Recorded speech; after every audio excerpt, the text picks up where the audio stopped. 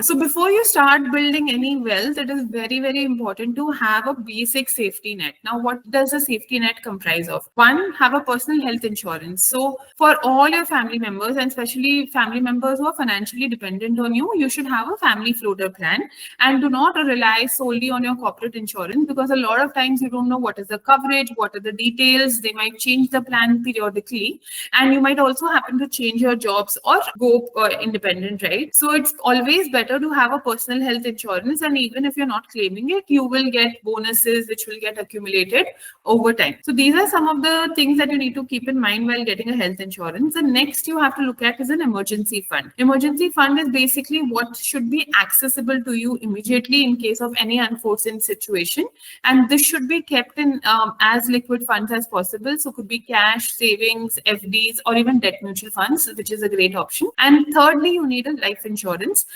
Again, this is only if you have financial dependence. So in an unforeseen situation, something happens to you, your family will get like a life term insurance, which you will kind of pay premiums for right now. So that will be like a protection for their financial future in case of an unforeseen situation. So always be careful before, like always be sure that you will be building the safety net before you start investing and building your long-term wealth. If you have this basic safety net in place, then you can have a good cushion and build your wealth without having a lot of worries. Follow Abhiyan well to improve your financial health.